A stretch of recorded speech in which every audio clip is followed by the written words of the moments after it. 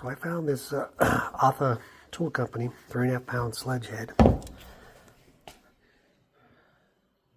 in my dad's shop after he passed away, and it was just the sledge head, and this handle was kind of laying in the shop. Later on I found that it was all beat up, but anyway I stuck it in there, and it's been working pretty well for, well, he's been dead for 2010, so it's been a while. 15 years, unfortunately. Miss you, Pops. But I figured when I was down to Mountain Air the other day at the little hardware store, and I saw that handle and thought, you know what, this 20-inch handle is just a little too long. Can't really control it unless you grab it way up in here. You know, it's light duty. It's not like meant to pound huge stakes into the ground or something. You know, just kind of put some markings on some metal on an anvil. Not meant to full swings. So I saw this sitting at the hardware store in Mountain Air, Seymour, Midwest. 10-inch, 10.5-inch handle. And I figured I'd retrofit the old guy with it. So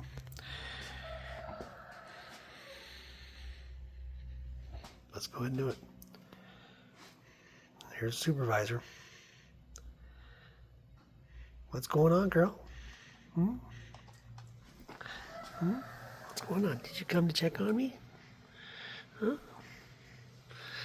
Did you come to check on me? Yeah, my precious little girl. Yeah. Alright, let me get to work here.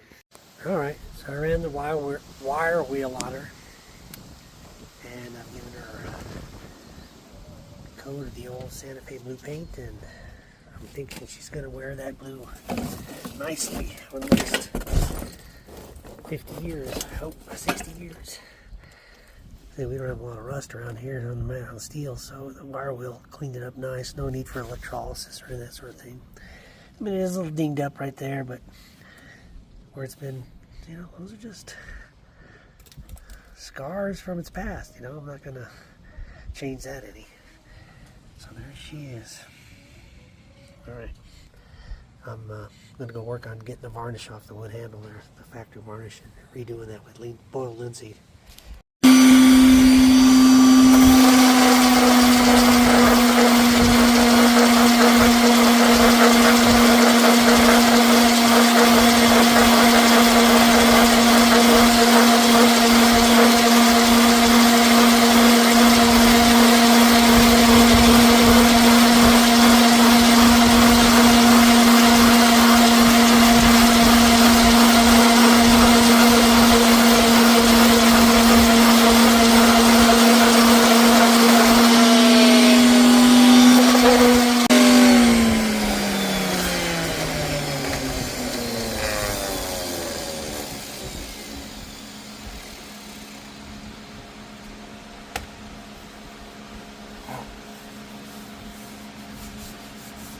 Some left in the deep green, but one of the reasons I picked this handle is I listened to you guys on YouTube, and we're looking for a long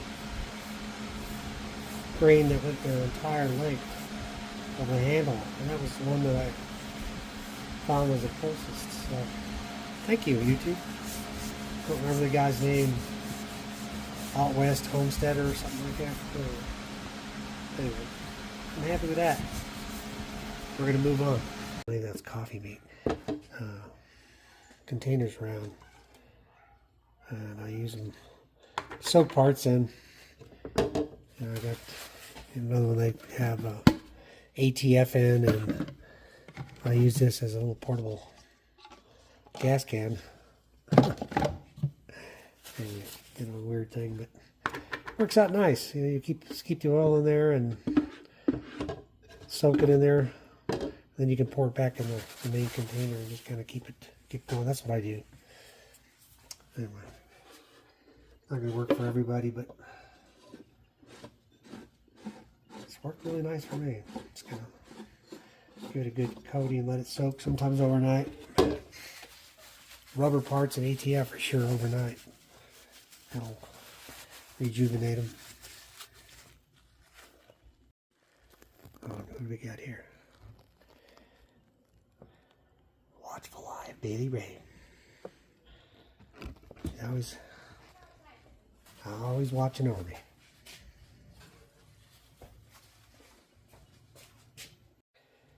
All right, so there it is. Soaked for, I don't know, 45 an hour, something like that. I think that's good enough. We gotta move on. We got other things to do. We got other projects to get to. All right, let me get that head and we'll set it. All right, so there's a lot of different school thoughts on how to set a sledge. As opposed to like hanging an axe, this is where you got a wider piece out here. This is kind of setting it. So I'm just going to go ahead and do it this way. And you can yell at me all you want later.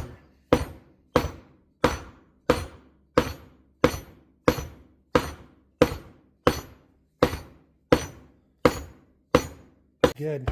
Now we'll just get this wedge. I had it soaking as well. Just we'll have to trim it a little bit, and we'll go ahead and drive it in there. Let me go ahead and do that. All right. Well, there it is.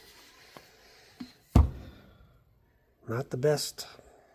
You can see where my little wood block kind of was taking the paint off, but that's what it's all about. Giving the old gal a little 3.5 pound ATHA Tool Company blacksmith sledge a new life.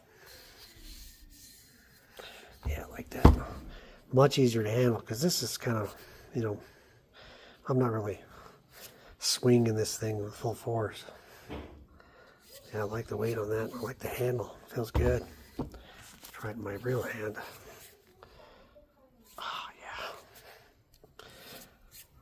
All right, there it is. Another one down, another project down. So I've had this leather for a few years. I was going to make a sheath for a couple of knives that I have, but tried sewing it with a hand and a thimble and all that stuff, you know, big needle and punching holes. That didn't work out too well for me. But the other day I was at a estate sale and I came across this sewing awl, C.A. Myers sewing awl.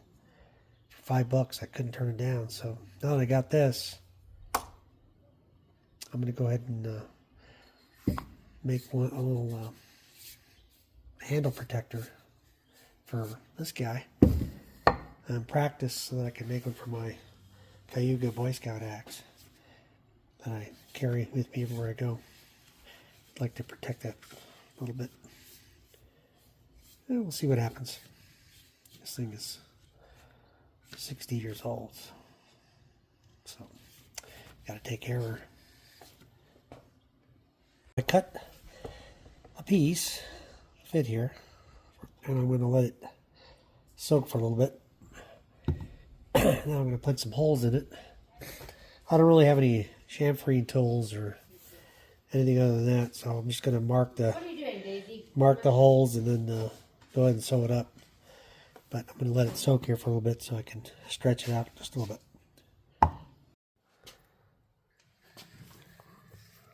You're out here. It's 9 o'clock.